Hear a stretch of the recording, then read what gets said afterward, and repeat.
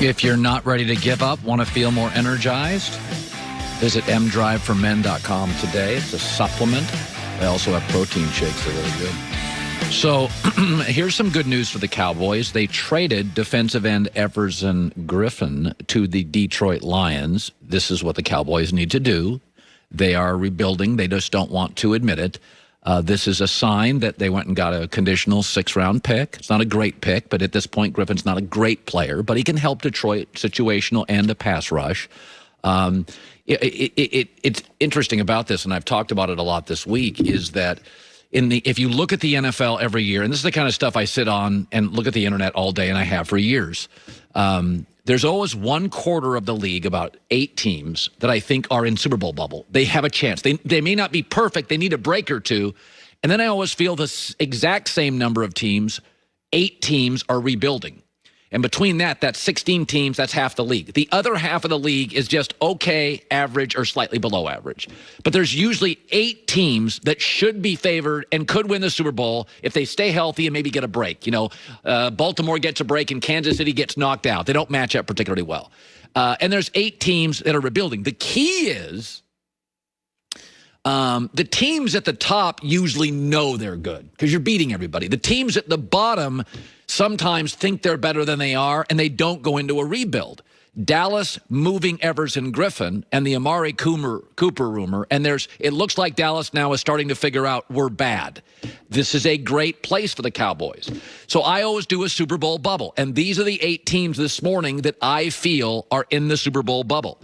Green Bay, Seattle, Tampa, Pittsburgh, Kansas City, Tennessee, Baltimore, and the Rams, with the Niners and the Saints close. Now you say, why the Rams? Well, let's be honest. They're a bad call from right now 7-1, or is it 6-1 or 7-1, that bad call in Buffalo.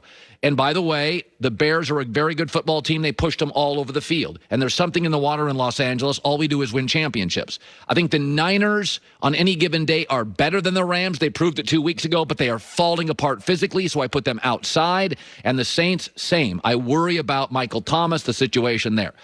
But I want to introduce a second bubble. I'm going to call it Colin's rebuilding rubble.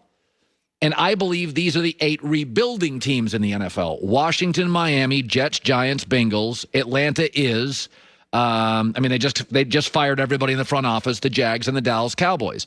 And Atlanta, with Matt Ryan, won't feel like one, but where don't they need help? And that's what I'll say about Dallas. Outside of wide receiver, where they have so many good players, they could actually trade one. And then running back, where they don't have the depth to trade anybody, but they've got 2 guys I really like. Where don't they need help? They need a more dynamic tight end. Both offensive and defensive lines need to be rebuilt. The secondary needs to be rebuilt. They could use another linebacker. So I think Dallas is in the bottom 8. Now, Atlanta and Dallas may not feel like rebuilds. Some people would say Detroit. But Detroit's got a veteran quarterback. They're 3-3. The wild card is wide open in that division, and they're making moves to bring players in. So they feel they're close. They feel they're close. And I think that's kind of where we are this morning. So I want to bring up this as well. That the Patriots are 2-4 right now. And a question has been asked, are they buyers and sellers at the trading deadline? This is very interesting. Are they buyers and sellers? Now, you know my position has been they had 8 players opt out. They didn't re-sign free agents. I said, I think they want one of these 3 young quarterbacks. They're not tanking because nobody does that in the NFL, even Jacksonville. What they're doing is restructuring. Bill Belichick says, take care of your family. It's about family, opt out. Now there's trade discussions on Stephon Gilmore, their best player. They're not giving Cam any weapons, their second best player. So take a look at the top 11 picks. This article says, are they buyers or sellers? So let's eliminate the teams that I don't think will take a quarterback. The New York Giants are not going to take a quarterback. They're not going to trade Daniel Jones for Justin Fields. And they're too good to end up number 1. Atlanta, Miami with Tua, Cincinnati, Dallas, Dak, and the Chargers. So those teams. So here's what is left. The Jets, the Jags, the Vikings, Washington, and New England. for those top 3 quarterbacks. So let's just give the Jets Trevor Lawrence. They're awful. I don't see wins on their schedule. They get Trevor Lawrence. That means 2 elite quarterbacks left. If you look, Washington believes this morning it can win a division. That locker room is all in. They'll get a player, not trade one. And I think Minnesota is still way too talented to not win another 3 to 4 games. If you look at the Patriots' schedule, it is shockingly difficult. I believe they'll beat the Jets twice, making them a 4-win team. At Buffalo, Baltimore, at Houston, Arizona, at the Chargers, at the Rams, at Miami, Buffalo. Trade Stephon Gilmore. Move out Elliman. They lose all those games. New England is what I believe the opt-outs, the not signing free agents, letting guys go. I believe it's all part of a very subtle Belichickian reboot. You look at their schedule, the Chargers, Herbert's way better than we thought. Miami, way better than we thought. Houston's not as good, but they're a lot better than New England.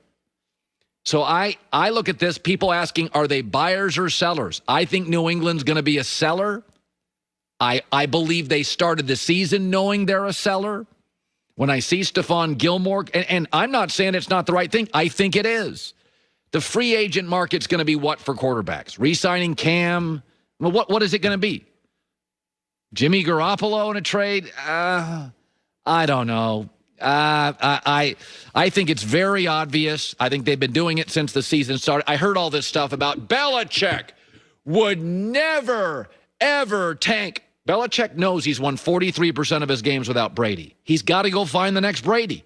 And it's not on the free agent market. So I think they're sellers. I think they'll move somebody in the next few days. And as Joy said, the Seahawks just now picked up Carlos Dunlap. There's a lot of buyers on this market. Green Bay, Seattle, Baltimore. There's also a lot of sellers. Joel Klatt's around the corner. Number 2, hour 2.